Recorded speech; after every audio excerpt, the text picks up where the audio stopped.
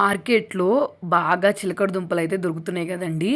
ఇవి తెచ్చుకొని వాటర్ లేకుండా వీటిని ఎలా ఉడకబెట్టాలో చూపిస్తాను.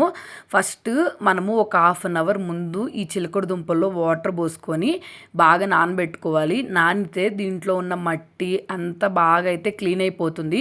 ఒక హాఫ్ అన్ అవర్ తర్వాత వీటిని నీట్‌గా వాష్ చేసేసుకొని మన సైజుకి తగ్గట్టుగా చిన్న చిన్న పీసెస్‌గా అయితే కట్ చేసుకోవాలి. నేనైతే ఇట్లా రౌండ్‌గా కట్ చేసుకున్నాను. నెక్స్ట్ ఇవి కట్ చేసుకున్న తర్వాత ఒక గిన్నె అయితే తీసుకోవాలి. ఈ గిన్నెలోకి వెన్నపూస కానీ లేకపోతే నెయ్యి కానీ యాడ్ చేసుకోండి. నేనైతే 2 టేబుల్ స్పూన్స్ గీ యాడ్ చేసుకున్నాను. గీ యాడ్ చేసుకున్న తర్వాత మనం ముందుగా కట్ చేసుకొని ఉంచుకున్న చిలకడ దుంపల ముక్కలు అయితే తీసుకున్నాను. ఈ గిన్నె తీసుకెళ్ళి మనం పొయ్యి మీద పెట్టేసుకోవాలి. పొయ్యి మీద పెట్టుకున్న తర్వాత దీనిపైన ఒక గిన్నె పెట్టుకొని అందులోకి హాఫ్ వరకు వాటర్ పోసుకొని లో ఫ్లేమ్లో ఇవి బాగా మెత్తగా అయ్యేంత వరకు ఉడకబెట్టుకోవాలండి. మధ్యలో ఇవి కొంచెం మాడకుండా ఇట్లాగా మనం గిన్నెలోకి ఎగరేసుకుంటూ ఉండాలి.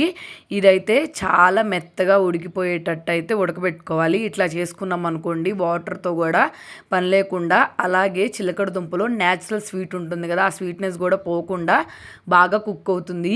గీ అయితే దీనికి ఇంకా టేస్ట్ని ఎన్హాన్స్ చేస్తుంది.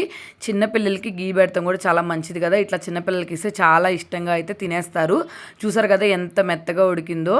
ఆరిపోయిన తర్వాత తింటే టేస్ట్ బాగుంటుంది. వీడియో నచ్చితే సబ్స్క్రైబ్ చేసుకోండి.